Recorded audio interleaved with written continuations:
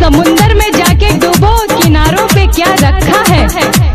डूबना है तो समुंदर में जाके डूबो, किनारों पे क्या रखा है। प्यार करना है तो बाहों में आके करो, इशारों में क्या रखा है। राधे सैदपुर चौक बिष्णुपुर, मोबाइल नंबर 7631318317।